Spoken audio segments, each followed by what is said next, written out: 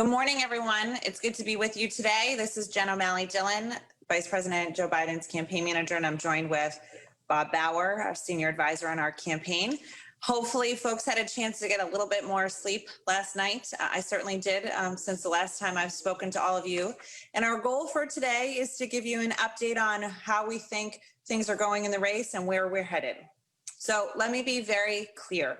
Our data shows that Joe Biden will be the next president of the United States, and that the counting is happening now in these states, and they are moving to us as we see the counting throughout this morning, yesterday, and into today, that counting is going to continue to show our path to victory. Joe Biden now has won more votes than any presidential candidate in history, and we're still counting. Over 140 million votes have been counted so far, with more than 72 million of those votes going to Vice President Biden. The Vice President has won more than 50% of the popular vote, historic numbers. Voters have turned out in record numbers for the Vice President, and because of that, and because he sees the same data we do and knows he is losing, Donald Trump continues to push a flailing strategy designed to prevent people's votes from being counted. What we're seeing on these legal suits are that they are meritless and nothing more than an attempt to distract and delay what is now inevitable. Joe Biden will be the next president of the United States. Bob is going to talk to you more about that legal strategy and what we're doing about it. But first, I want to walk you through where we are in the states. So yesterday when we spoke, which feels like a longer time ago than it probably actually is, we went through a number of states with you. So let's take you through those. So first of all, Wisconsin, counting is finished, and the media has called that state for Joe Biden. We have won Wisconsin. We are carrying over a 20,000 vote margin there. We feel very good about any path forward there with a big victory in Wisconsin coming out yesterday. In Nevada, the Vice President leads here by about 8,000 votes, and our data shows that we will win here. We expect counting to be finished and results announced today. We know that some of that data will come in at noon. That's our understanding, noon Eastern time. And so we, like you, are going to wait to see what that data puts forward. We expect some bounce in the data throughout the day. It's possible that we might see some of the more rural and in-person votes coming in at that noon window, with other more favorable for us votes coming later in the day. So don't be surprised if we bounce. We're talking about, a small margin here to begin with, but we should see some ups and downs throughout the day, depending on the order of the results coming through today. But at the end of the day, when all the votes are counted, we are confident that we will be ahead in Nevada. Michigan, counting is finished, and the media has called that state for Joe Biden. We have won Michigan, another significant victory for us coming in later yesterday afternoon. All right, so let's head to Pennsylvania. The counting continues today. We expect it will continue throughout the day. There are more than 600,000 ballots outstanding. And after counting yesterday, we continue to see ourselves nearing parity with Donald Trump. So you've probably watched the ticker on most of the networks. The margin that Donald Trump is ahead, we continue to close, and we expect that gap to continue. We believe from our data that the majority of the outstanding ballots left are for the vice president, and that at the end of the day, and let us hope it's the end of today, but at the end of the day, we will win by a sizable number of votes in Pennsylvania. But we need to make sure that we continue the count there, and that count is underway, and we're going to be patient and wait for it. But our path forward is a path to victory in Pennsylvania. In Arizona, already a number of media outlets have called Arizona for the vice president. We continue to feel confident about Arizona, and we believe we have won there, though the counting has not been finished. So we are waiting on Arizona to continue to count. We saw some counts last night. There's going to be more today. We do expect, similar to Nevada, that some of the margin will continue to close today as more data comes in. From our understanding of how the data is going to be reported, we believe that we will see some more rural and other counties that might be less favorable to us coming in earlier. Pima County, a county that is very favorable for the vice president, we understand might not report until tomorrow. And Maricopa, which is the county where Phoenix is, we know is likely to report at least some of their outstanding ballots, but not until later tonight. So the story of Arizona is one where Joe Biden is going to win, but it's going to take us time and patience as we go through the counting. You might see, we would expect to see, and we will see a tightening of that margin throughout the day. But more favorable data will be coming in this evening and even into tomorrow. So just be conscious of that and be calm as you see that throughout the day. So let's talk about two other states that are still out there and still in play. One that is getting a lot of attention and that we are also obviously very focused on. That would be Georgia. This race, as we said the last time we spoke, is a true toss-up. And we are seeing this as of this morning, and I know the Secretary of State just had a press conference, we are seeing us continuing to cut into the advantage that Donald Trump has. He is leading by about 18,000 votes, but there are a significant number of outstanding ballots that the Secretary of State just spoke to that we expect to be coming in throughout the day. Some counties like Fulton County or Atlanta is counted through the night. But we have a very good sense of where the outstanding ballots are, mostly coming from more Democratic leaning areas, as well as from mail-in voters, places where the vice president has had significant support across the country. So we believe that Georgia, while continuing to be a toss-up, while continuing to be something that is going to be very, very close, at this stage leans to the vice president. And so keep an eye on Georgia throughout the day as we are, but I think we're heading on our path to close that 18,000 vote margin and potentially overtake it. North Carolina, the final state to speak to today, this race continues to be very tight.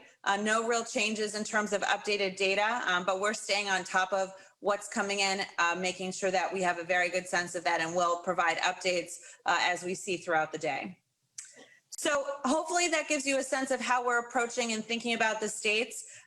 We are grateful to everyone who is doing the hard work of counting votes in these states. Counting votes and counting every vote is a fundamental tenet of our democracy. And we are so grateful for the hard work that's being done, as we said, with people counting overnight and day after day. Keep at it, but doing a great job, and we're grateful for that work.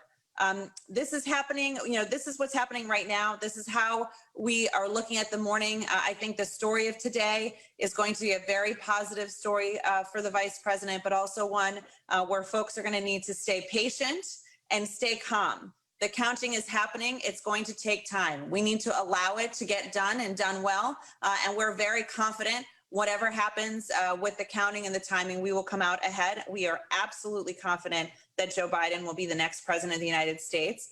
And we are equally confident that we're going to be able to watch the counting throughout the day and into tomorrow to finalize these last states that are going to put us over the top to 270. So with that update, I'm now going to hand this presentation over to Bob Bauer to talk a little bit more about how we are looking at Donald Trump's efforts in these final hours and the strategy that we're putting forth on our behalf. So Bob, over to you. Thank you, Jen. I just wanted to put into the right sort of frame and perspective what you are hearing from some of the states about Trump claims and Trump lawsuits. And I think they're connected. The lawsuits are meritless. They're intended to give the Trump campaign the opportunity to argue that the vote count should stop. It is not going to stop.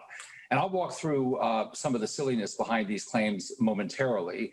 But I want to emphasize that for their purposes, these lawsuits don't have to have merit. That's not the purpose. It's not to bring bona fide claims before the courts. It is to create an opportunity for them to message falsely about what's taking place in the electoral process. And to go to Jen's point, it's really quite remarkable. These election officials are working overnight, trying to get the count out and trying to get it right. And the Trump campaign is continually alleging irregularity, failures of the system, and fraud without any basis. This is part of a broader misinformation campaign that involves some political theater. You may have heard about some loud noises being made by Trump supporters at the polling places, the shouts of stop the vote count and the like. Well, be aware that wherever this is happening, and it's happening inappropriately at close proximity to the polling place, law enforcement and election officials are clearing the places quickly of this kind of behavior and assuring that the vote count can continue. But all of this is intended to create a large cloud that it is the hope of the Trump campaign that nobody can see through, but it is not a very thick cloud. It's not hard to see what they're doing. We see through it. So will the courts, and so do election officials. Now, let me just close by saying a little bit so that you have some grounding in what these lawsuits seem to be about. Let's take three examples: Georgia, Michigan, and Pennsylvania. So let's take Georgia. In Chatham County, the Trump campaign showed up to allege that 53 late arriving ballots were mixed with ballots received on time. What was the evidence of that? Well, a Trump observer expressed some suspicion about something that may have happened when that observer left the room. That was it. That was the sole purpose of it. The sole basis of it is sort of an expression of suspicion.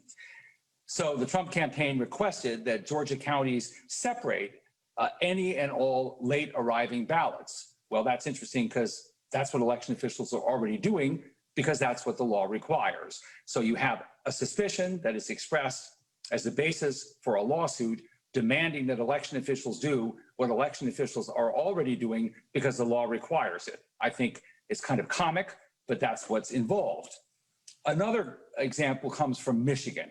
In Michigan, the Trump campaign filed suit alleging that Republican inspectors should have been afforded the opportunity to witness the collection of ballots from drop boxes, and they asked for the counting to be halted. Well, the collection from the drop boxes was conducted by trained election officials, precisely as provided by law, and the claim is completely meritless. It's a messaging exercise. It has no other purpose than to confuse the public about what's taking place and to support their baseless claims of irregularity. Final example from Pennsylvania. They continue to file suits in this case. In many cases, they're litigating over issues they've already litigated. So they're kind of running out of ideas and they're recycling them. And in other instances, they're filing over utterly immaterial matters like where they may be permitted to stand and observe while the counting takes place. As another example, they've intervened in a pending Supreme Court case involving Pennsylvania, but their lawyers are already there representing the Republican Party. So they're intervening one more time with the same legal team to duplicate a filing that's already taken place to give people the impression that something important is happening in the United States Supreme Court, but in fact, it's not. It's the same old case with the same parties lined up, arguing the same issues. Nothing has changed.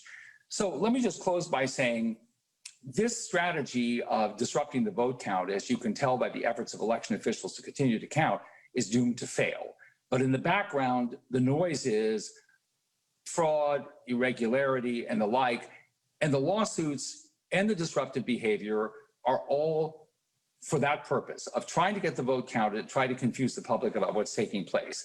And we'll make sure the public is clear about what's taking place, and election officials operating under the law will make sure that the vote count continues. Thank you. Thanks, Bob, and thanks, everyone. We're happy to take some questions. We'll go to Hannah Trudeau first. Hannah, if you want to unmute yourself.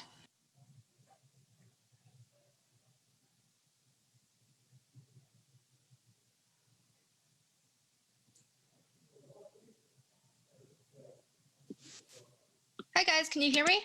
Yep. Yes, thank you. Okay, thanks a lot. Yeah, thanks for doing this. I'm wondering, Jen, if you can speak a little bit more in depth about why you feel as certain as you do about Arizona, and also curious if you've spoken or had any contact with the Trump campaign today.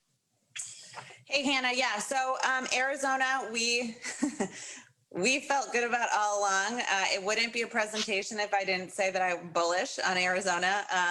Look, we really understand that this is a race that we've been ahead. We expected it all along to be close. And as we look at the data that's outstanding, we see a number of Democratic counties that are yet to report.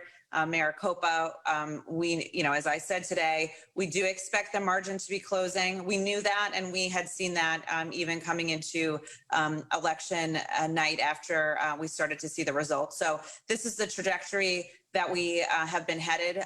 We will win by tens of thousands of votes, but that margin will close. And as I said, Arizona and Nevada, I think there'll be some bounce throughout the day, and the margin will tighten, but that's what we've been expecting all along. The only challenge with Arizona is the data. Now, if we understand it as we currently do in terms of timing, it could be tonight, and as well as Pima coming in tomorrow, and more of Maricopa tomorrow as well. So it might take a little bit longer to get there.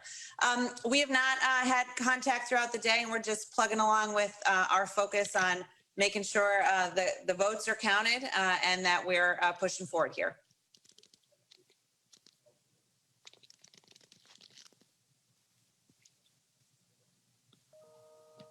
With Alex Jaffe next. Hi, guys. Thanks for holding this call. Jen, I wanted to check in since you are expressing confidence at the ultimate result of the election. If you guys have started ramping up transition planning, and if you can speak about sort of what that looks like imminently, what you're planning to announce in the coming days after the race is called, if it is called in your favor. So the good thing is that I'm the campaign manager, and so what I'm focused on is getting these final votes done. We're very focused on making sure the counting goes on. The vice president is continuing to do the things that he's been doing every step of the way, not losing sight of the fact that COVID cases are rising day after day in this country as well, and making sure that he's briefing on that.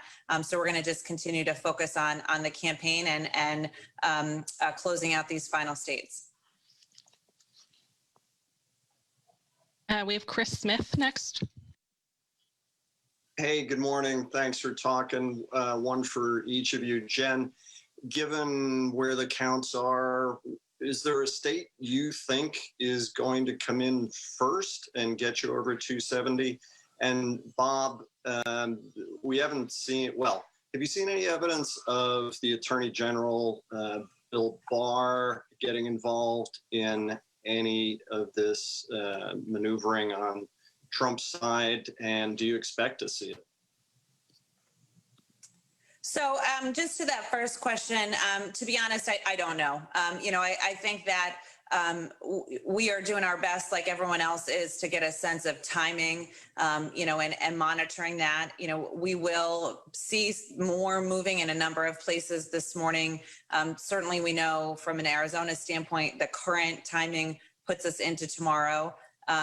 Pennsylvania has a large volume of ballots to still go through, so that will take some time. So at this stage, it's not clear, when that final count will come and the timing, and we're just going to stay close on all of them. As for the Attorney General, no, we have not seen any indication of any kind of unusual or concerning activity there. There'd be no basis for the Department of Justice to become involved.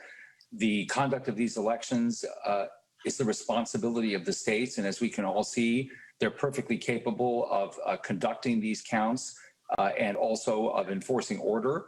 And indeed, that is what that's what they're charged with doing. So this is a state matter, not a matter for the Department of Justice. And we see no reason to believe that fundamental allocation of responsibility is one that the Attorney General is planning to challenge in any way.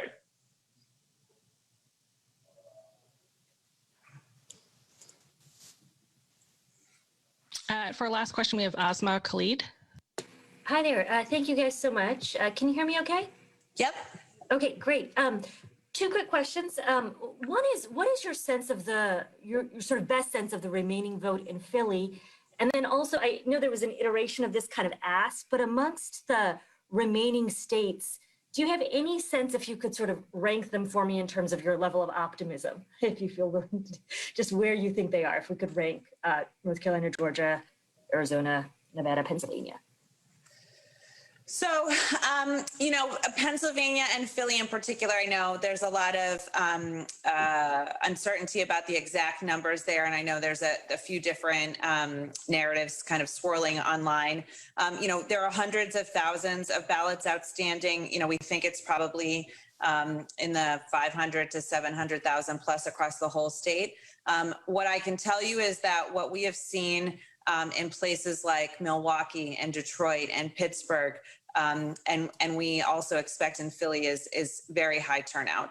And so, we think that there is still significant outstanding ballot in Philly, but of course across the entire state. And as folks know, the vice president has been carrying very, very high margins with vote by mail in particular, and from communities like these. And so we expect that we will have a really strong showing today as the counting is underway. In terms of the states and optimism, look, I feel very, very good about all the states. I think North Carolina is a little bit tighter, a little bit tougher. We are looking for that moment in Pennsylvania and Georgia today where we see that ticker overtake Donald Trump. We think it's going to happen. But I'm confident in all four, bullish on all four of those states. I'm going to expand my statement on bullishness outside of Arizona, but we're very optimistic. And, we don't really care which state takes us over the top. We just want to keep going and make sure the counts get done. And as I said earlier, the counting is underway. We know that it's going to take a little bit of time, and we support that. And we're just going to stay calm and be patient. And at the end of the day, we'll be situated well, regardless of what those early states are, with the remainder of the ones in which take us over the top. So with that, I think we are going to conclude here. Thank you so much, everyone, for joining us.